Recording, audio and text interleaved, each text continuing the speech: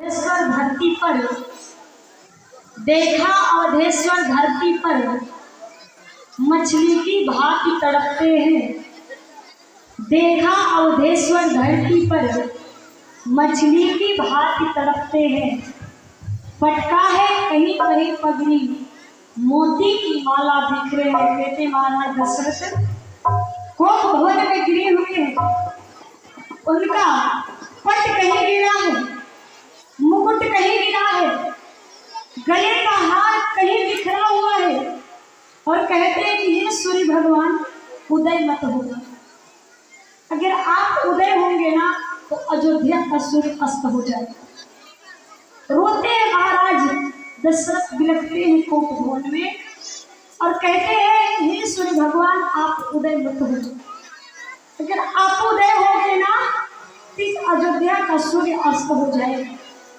और कैकेयी माता दशरथ जी के पास बैठी, एक कब राम को वनवास करेंगे। प्राप्त होते होते सुमंत्री महाराज गए राजमहल में, महाराज दशरथ का पता नहीं। अपार भीड़ अयोध्या के महल के सामने आ गई। आज राम का राज्य तिलक है, आज राम जी का राज्याभिषेक है। महाराज दशरथ का कोई खबर नहीं है। सुमंत्री जी राम जी के पास आए, बोले राम तुम्हारे पिता महाराज दशरथ कहाँ है, विलंब हो रहा है। भगवान राम ने कहा मुझे नहीं पता है। बोले कि दशरथ जी ने कहा कि चौथे पहर अघोपने बजागा। श्री सुमित्र जी कहते हैं कि ब्रह्म मुहूर्त में श्री दशरथ जी महाराज जागते थे, लेकिन अब तक दशरथ जी का पता नहीं कि दशरथ है करते। राम जी ने कहा कि मुझे नहीं पता है चाचा जी, पता के लिए हो सकता है महल में होंगे। गए कई भवन में मंथरा मिली, संदेश दी कोप भवन। सुमंत्री महाराज कोप भवन में जाते, गुरु वशिष्ठ इधर आते। गुरु वशिष्ठ ने राम को देखे, राम जी गुरु वशिष्ठ को प्रणाम किए। गुरु वशिष्ठ ने कहा राम तुम्हें महाराज दशरथ आज राजा बनाने वाले हैं। राम जी की आंखों में आंसू आ गया। भगवान राम रो करके कहते हैं गुरुदेव ये तो बहुत बड़ा अन्याय होने जा रहा है, आप इस अन्याय को रोकिए। गुरु वशिष्ठ ने पूछा क्या, तो भगवान राम कहते हैं गुरुदेव मुझे राजा बनने की जरूरत नहीं है। अगर राजा बनाना है तो पिताश्री भैया भरत को राजा बनाओ, मैं नहीं राजा बनना चाहता हूँ। गुरु वशिष्ठ ने कहा रघुवंशी का नियम है, आप ज्येष्ठ पुत्र हो, बड़े हो, तुम्हें जिम्मेदारी दी जाएगी। बोले जिम्मेदारी मैं ले सकता हूँ, लेकिन मैं भरत को ही राजा बनाना चाहता हूँ, क्योंकि हम चारों भाई एक साथ जन्मे। भगवान राम कहते हैं कि जन में एक संग सब भाई,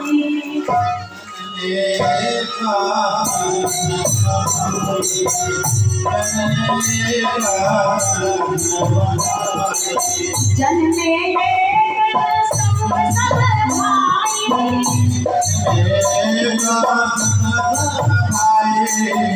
ओ जन सयाना तेरी लगाई,